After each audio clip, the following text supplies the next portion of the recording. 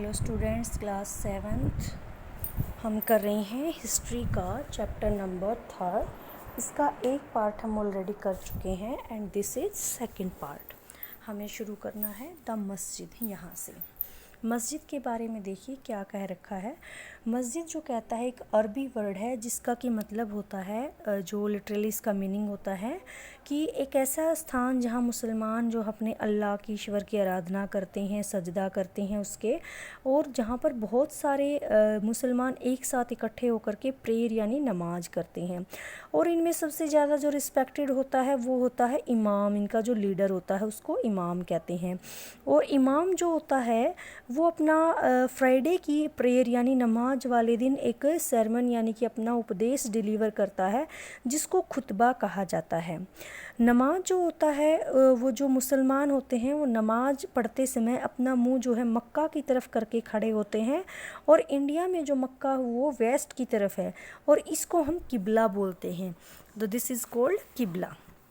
ये था नमाज के बारे में। नाउ नेक्स्ट, एक closure look administration and consolidation under the Khilji and the Tughlaq. जो खिलजी और तुगलक में प्रशासनिक सुधार हुए उसके बारे में देखिए। The consolidation of a kingdom as vast as the Delhi sultanate needed reliable governor and administrators. कहता है कि अपने जो किंगडम का विस्तार करने के लिए इनको जो है दिल्ली के राजाओं को विश्वसनीय सूबेदार और प्रशासकों की ज़रूरत होती थी। Rather than appointing aristocrats and landed chieftain as governor, the early Delhi sultans especially Iltutmish favoured their special slave purchase for military service. कहते हैं कि क्या ये दिल्ली का जो सुल्तान इल्तुतमिश है वो जो है अपने इसमें दिल्ली के जो अपने रूल करता था उसके अंदर ये इल्तुतमिश जो है सामंतों और ज़मींदारों को अपॉइंट यानी कि उनको रखने के बजाय अपने जो विशेष गुलाम होते थे उन्हीं को सूबेदार नियुक्त करना पसंद करता था। और इन गुलामों को जो है मिलिट्री सर्विस के लिए ख़रीदा जाता था, सैनिक में सेवा के लिए ख़रीदा जाता था। और इनको जो बंदगाह बोला जाता था, फ़ारसी में गुलामों को बंदगाह कहा जाता था। They were carefully trained to man some of the most important political office in the kingdom. उनको जो है ट्रेनिंग दी जाती थी ताकि वो जो अच्छे अच्छे राजनीतिक पद हैं उनको अच्छे से किंगडम में संभाल सकें। और ये जो है अपने मास्टर के ऊपर टोटली डिपेंड होते थे यानी अपने मालिक के ऊपर ही। और अब जो ये मालिक यानी सुल्तान भी इनके ऊपर पूरी तरह से विश्वास कर सकते थे, उनको भी उनके ऊपर डिपेंड होना पड़ता था, निर्भर होना पड़ता था। The Khalji and the Tughlaq continue to use bandagan. जो खलजी और तुगलक थे वो लगातार बंदगाहों का इस्तेमाल करते रहे। And also raise people of humble birth. जो निम्न वर्ग था वहाँ के जो लोग थे who were often their client, जो उनके क्लाइंट थे यानी उनके क्लाइंट होता आश्रित, जो उनके ऊपर आश्रित थे और निम्न वर्ग के लोग थे उनको भी ये पॉलिटिकल पोजीशन यानी राजनीतिक पदों के ऊपर बैठाते रहे। They were appointed as general and governor, ये इनको सेनापति सूबेदार बनाते रहे। However this also introduce an element of political instability, लेकिन इससे कई बार जो है राजनीतिक अस्थिरता भी पैदा हो जाती थी। Slaves and client were loyal to their master, ये अपने मास्टर और यानी कि पैट्रोन संरक्षक के प्रति तो जो है ये क्या होते थे, लॉयल होते थे, लेकिन उनके जो हायर यानी उत्तराधिकारी हैं उनके प्रति ये वफादार नहीं होते थे। न्यू सल्तनत हैड देयर ओन सर्वेंट, नई सल्तनत जो भी आते, सुल्तान जो आते तो अपने अपने उनको नए नौकर अपॉइंट कर लेते। As a result the accession of a new monarch often saw conflict between the old and the new nobility. और अक्सर जो है जो सिंहासन पर बैठते ही नए और पुराने सरदारों के बीच में जो है टकराहट शुरू हो जाती थी, टकराव हो जाता था। The patronage of these humble people by the Delhi sultanate also shocked many elite and the author of Persian tawarikh criticise the Delhi sultanate for appointing the low and base born और टू हाई ऑफिसेज। अब कहता है कि जो दिल्ली के सुल्तान थे उन्होंने निचले तबके यानी नीची जाति के लोगों को संरक्षण देना और ऊंचे वर्ग के लोगों, तो इससे जो ऊंचे वर्ग के लोगों को एलाइट यानी ऊंचे वर्ग के लोगों को काफ़ी गहरा धक्का लगता, शॉक्ड रहते। और फारसी तवारीख के जो लेखक थे उन्होंने भी इस बारे में लिखा कि निचले खानदान के लोगों को ऊंचे पदों पर बिठाने से दिल्ली के सुल्तानों को काफ़ी क्रिटिसाइज यानी आलोचना का सामना करना पड़ा है। नेक्स्ट है Like the earlier Sultan, the Khalji and Tughlaq monarch appointed military commander as governors of territory of a varying size.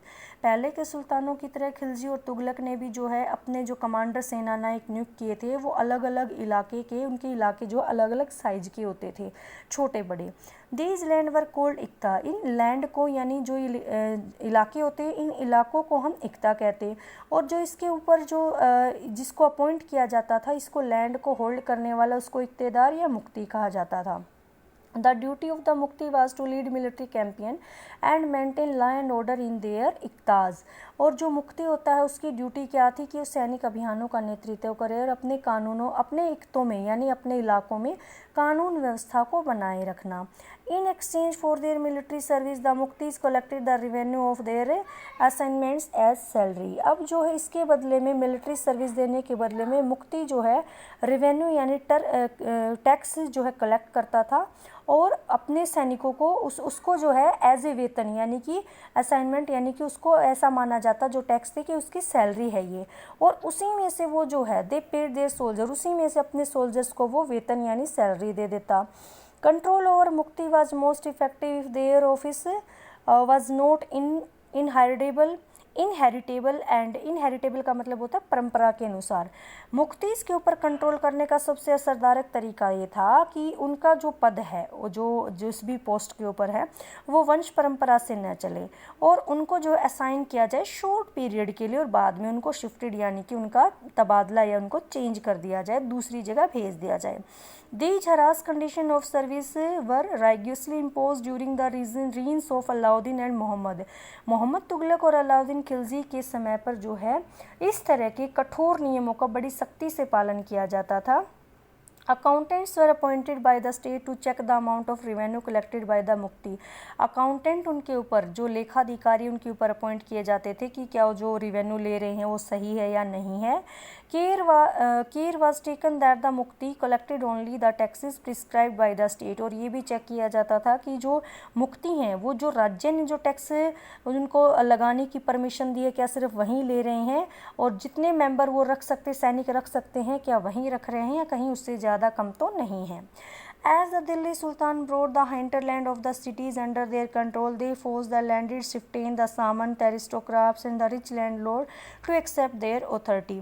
जैसे ही जो भीतरी प्रदेश है उनके आंतरिक इलाकों में अपना अधिकार आ गया तो उन्होंने जो भूमि के स्वामी थे, सामंत, अमीर थे, उनको भी अपनी सत्ता के आगे झुकने के लिए मजबूर कर दिया, उनको भी अपने अंडर ले आए.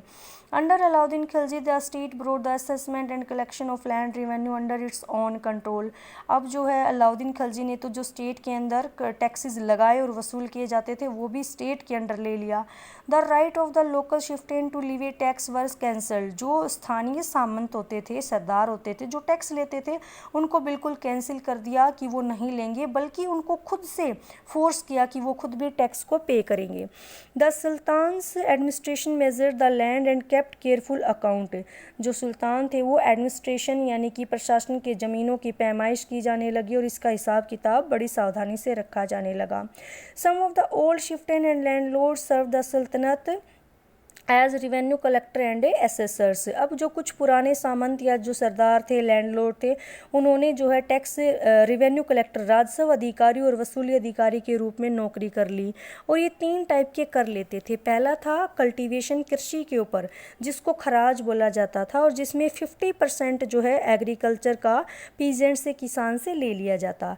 दूसरा होता था कैटल यानी पशुओं पर और तीसरा होता था हाउसेज यानी घरों पर. It is important to remember that large part of the subcontinent remain outside the control of Delhi sultans. लेकिन यहाँ पर एक बात जो याद रखनी है वो ये कि काफ़ी सारा जो हिस्सा था वो अब भी दिल्ली के सुल्तानों की कंट्रोल के बाहर था. It was difficult to control distance provinces like Bengal from Delhi. जैसे कि बंगाल तो काफ़ी दूर था दिल्ली से, तो उस पर कंट्रोल नहीं रखा जा सकता था. Soon after annexing southern India the entire reason become independent. और जैसे ही दक्षिण भारत की विजय यानी कि उसको अपने अधिकार में मिलाया तो पूरे क्षेत्र फिर से स्वतंत्र हो गए थे वहाँ के इलाके. Even the Gangetic plain there were forested area.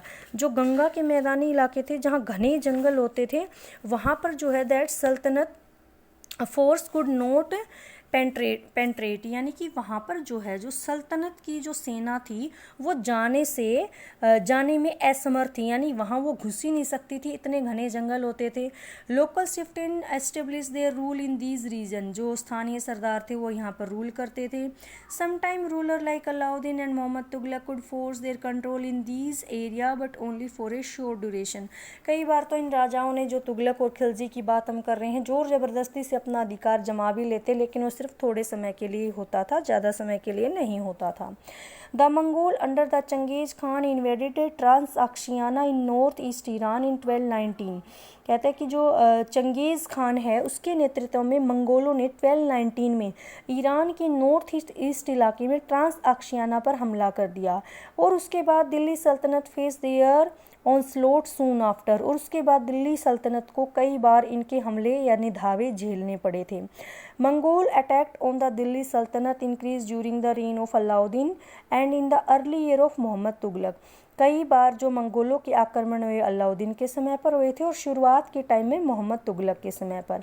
This force the two ruler to mobilise a large standing army, जिससे मजबूर होकर इन लोगों को यानी इन दोनों रूलर्स को अपनी एक स्थानीय विशाल सेना दिल्ली के अंदर खड़ी करनी पड़ी थी, और इसको संभाल पाना एक बड़ा ही एडमिनिस्ट्रेटिव चैलेंज यानी कि प्रशासनिक चैलेंज था। आइए देखते हैं इनके सामने किस तरह का चैलेंज था और इन्होंने कैसे अपनी सेना को संभाला। पहला है अलाउद्दीन और दूसरा मोहम्मद तुगलक। सबसे पहला पॉइंट हम अलाउद्दीन का देखते हैं कि दिल्ली पर जो है 2 बार अटैक हुए थे, इसका सामना अलाउद्दीन खिलजी ने, इसके बदले में जो है अलाउद्दीन खिलजी ने अपनी एक स्टैंडिंग आर्मी यानी कि विशाल सेना खड़ी कर ली। मोहम्मद तुगलक के बारे में देखिए कि सल्तनत के ऊपर अटैक हुए थे इसके अर्ली यानी जब ये अर्ली टाइम यानी शुरुआत में जब इसका शासन था तो शुरुआत के अंदर, और मोहम्मद तुगलक ने अपनी सेना की शक्ति और संसाधनों पर इतना विश्वास हो गया था कि उसने ट्रांसअक्शियाना के ऊपर हमला करने की योजना बना ली थी और अपनी एक विशाल सेना को तैयार कर लिया था। Now second point, Alauddin constructed new garrison. Alauddin ने अपने सैनिकों के बसाव के लिए सीरी नाम का एक नया गैरिसन शहर बना दिया। सेकंड है मोहम्मद तुगलक ने नया कोई कंस्ट्रक्शन गैरिसन कुछ नहीं बनाया, उसने क्या किया था, उसने जो है दहली एक कोहना नाम की जगह था उसको रेजिडेंस से वहाँ से खाली कराकर उसी को सैनिकों की छावनी में बदल दिया और वहाँ के रेजिडेंस को अपनी नई जो राजधानी थी दौलताबाद वहाँ उसको लोगों को शिफ्ट कर दिया। Now third, the soldier had to fed. Alauddin Khilji ने अपने सैनिकों का पेट भरने के लिए गंगा यमुना के पास का इलाका साफ करवाया और वहाँ से पर जो है खेती बाड़ी करवाना शुरू कर दिया और उसके बदले में उसने 50% जो है किसानों से टैक्स लिया। अब मोहम्मद तुगलक ने अपनी सेना का पेट भरने के लिए ऐसे ही कलेक्शन यानी कि खाद्यान्न को इकट्ठा करना शुरू कर दिया था और उसके बाद जो है उसने अपनी विशाल सेना की ज़रूरत के लिए कुछ टैक्सेस भी लगा दिए और कई बार फैमाइन यानी इसके समय पर अकाल भी पड़े। Now fourth, the soldier had to paid Alauddin choose to pay soldier salary in cash rather than iqta. सैनिकों को सैलरी देने के लिए अलाउद्दीन ने इक्ते के स्थान पर नगद वेतन दिया, लेकिन अब ये डर था कि जो सोल्जर होते थे वो अपना जो जितना भी सामान होता है दिल्ली के व्यापारियों से लेते थे और व्यापारी कहीं अपनी चीज़ों की कीमतें न बढ़ा दें। तो इसको रोकने के लिए अलाउद्दीन खिलजी ने जो है गुड्स के ऊपर प्राइसेस की गुड्स के ऊपर भी अपना कंट्रोल पा लिया था और उसने देखा कि जो अफसर वो बड़ी सावधानी से सर्वेक्षण करते और जो व्यापारी अगर ऐसा नहीं करता मिलता तो उसको पनिश किया जाता। मोहम्मद तुगलक ने क्या किया, मोहम्मद तुगलक ने जो है अपने सैनिकों को इसने भी जो है कैश में सैलरी दी थी यानी कि पैसा नगद वेतन दिया था, लेकिन उसने जो है कीमतों पर नियंत्रण करने की बजाय उसने टोकन जैसे कि आजकल करेंसी होता है ऐसा टोकन सिस्टम चला लिया और ये टोकन यानी जो सिक्के होते हैं धातु के बने होते थे, सोने चांदी में नहीं। अब लोग भी बहुत ज़्यादा जो है चतुर हो चुके थे, इसके मामले में स्मार्ट हो चुके थे, तो अपना जितना भी वो टैक्स होते थे वो इसी टोकन मनी में पे करते और अपने सोने चांदी के इस सिक्कों को आसानी से बचा लेते और कई बार इस टोकन मनी को जो है इसका नकली जो सिक्के वो भी बनाने में लोगों ने काफ़ी बना सकते थे लोग, इसमें काफ़ी सारे जो नकली सिक्के हैं वो भी चलने लगे थे। नाउ लास्ट, अलाउद्दीन का जो एडमिनिस्ट्रेटिव मेजर था वो काफ़ी सक्सेसफुल रहा था। इतिहासकारों ने भी बताया कि जैसे कि कीमतों में कमी रखना, बाज़ार की वस्तुओं के लिए जो इनकी सप्लाई थी उसके ऊपर कंट्रोल करना, तो इसके लिए इतिहासकारों ने क्रॉनिकल्स ने काफ़ी तारीफ प्रेज़ की है और इसने मंगोलों के आक्रमणों के खतरे को भी सफलतापूर्वक सामना किया था। नाउ मोहम्मद तुगलक, इसका जो एडमिनिस्ट्रेटिव था वो फेल हो गया था। इसका जो कैंपेन था जो कश्मीर के ऊपर आक्रमण करने का पूरी तरह से फेल हो गया था और इसने जो है ट्रांसआक्सियाना के ऊपर हमले की अपनी योजना को छोड़ दिया और अपनी आर्मी को भी भंग कर दिया था। उसी समय पर जो है काफ़ी सारे एडमिनिस्ट्रेटिव के भी कॉम्प्लिकेशन आने शुरुआत हो गए थे। लोग दौलताबाद शिफ्ट करने से नाराज़ थे और कई बार जो है इसके टाइम पर अकाल भी पड़े थे और आखिरकार इसने जो है अपना जो टोकन मनी वाली करेंसी थी वो भी इसको वापस लेनी पड़ गई थी। नाउ अब देखते हैं next, in this list of Muhammad Tughlaq. अब जो हमने लिस्ट अभी काउंट की है, Muhammad Tughlaq failure we sometime forget that the first time in his history in the sultanate a Delhi sultan planned a campaign to capture Mongol territory. हम इसकी असफलताओं के बीच में, इसकी फेलियर के बीच में ये बताना याद रखना चाहिए कि पहली बार किसी दिल्ली के सुल्तान ने ट्रांसआक्शियाना के जो है उसके ऊपर मंगोलों के इलाके के ऊपर हमला करने की योजना पहली बार किसी सुल्तान ने बनाई, यानी साहस का काम किया था। जहां एक तरफ देखते हैं कि unlike Alauddin defensive measure, Alauddin ने तो अपनी रक्षा के लिए जो है ज़्यादा बल दिया था, ऐसे मेजरमेंट उठाए थे, जबकि मोहम्मद तुगलक के जो मेजरमेंट थे वो क्या थे, वो मिलिट्री ऑफिसर यानी कि जो मंगोलों के विरुद्ध सैनिक आक्रमण की योजना बनाने के थे। यानी दोनों की जो मेजरमेंट थी वो अलग अलग थी। अलाउद्दीन ने तो अपने बचाव के लिए काम किया था, जबकि मोहम्मद तुगलक ने अपनी जो सेना बनाई थी तो मंगोलों के विरुद्ध लड़ाई के लिए बनाई थी। Now last, the sultanate in the 15th and 16th century. Take a look at the table first again, दोबारा से उस टेबल पर जाते हैं। हम नोटिस करते हैं कि वहाँ पर जो है अब सैयद और लोधी डायनेस्टीज आ चुके थे। दिल्ली और आगरा के ऊपर उन्होंने रूल किया था। उसके बाद Jaunpur, Bengal, Malwa, Gujarat, Rajasthan and entire south India has independent ruler. यहाँ पर जो है काफ़ी इंडिपेंडेंट यानी स्वतंत्र रूलर हो गए थे, जिनकी बड़ी समृद्ध राजधानियाँ थी। राज्य भी फ्लोरिश यानी फल फूल रहे थे और यहाँ पर कुछ नए नए जो है समूह भी, शासक समूह भी ऊपर, रूलिंग ग्रुप भी निकल कर सामने आ रहे थे, जैसे कि अफगान और Rajput. Some of the state establish in this period were small but powerful and extremely well administered. कई बार जो है छोटे राज्य थे लेकिन काफ़ी शक्तिशाली थे, अपना एडमिनिस्ट्रेशन जो है काफ़ी प्रभावशाली, पावरफुली ढंग से चलाते थे। शेरशाह सूरी उन्हीं में से एक था। उसने अपने कैरियर की शुरुआत की थी as a manager a small territory for his uncle in Bihar. अपने चाचा के साथ एक छोटे से इलाके का प्रबंधन का काम संभालता था और इवेंचुअली उसने जो है मुग़ल एम्परर हुमायूं को उसने चुनौती दी और उसको हरा दिया। उसने उसके बाद जो है दिल्ली, जो शेरशाह सूरी है, उसने कैप्चर कर दिया दिल्ली को और अपनी जो डायनेस्टी है वो उसकी स्थापना की, सूरी वंश की यानी स्थापना की। ऑल्दो द सूर डायनेस्टी, जो सूर की डायनेस्टी थी वो काफ़ी सालों तक नहीं चली, सिर्फ 15 सालों तक उसने रूल किया था। It introduce N administrative that borrowed element from Alauddin and made them more efficient. इसने अलाउद्दीन खिलजी के एडमिनिस्ट्रेशन से कुछ और भी उससे ज़्यादा बढ़िया तरीके का, प्रभावशाली ढंग का करना शुरू किया, अपने एडमिनिस्ट्रेशन को और भी चुस्त दुरुस्त बनाया। Sher Shah Suri administration become the model followed by the great emperor Akbar when he consolidated the Mughal empire. उसके बाद जब अकबर जो ग्रेट एम्परर था, मुगल सम्राट था, उसने भी जो शेरशाह सूरी के मॉडल को अपनाया और अपने जो मुगल एम्पायर है उसका कंसोलिडेशन यानी कि उसका फैलाव किया, उसको और अच्छे तरीके से चलाया। तो इस चैप्टर में हम इतना ही बेटा, ये चैप्टर यहीं फिनिश होता है। मिलते हैं किसी नेक्स्ट चैप्टर के साथ। Till then okay.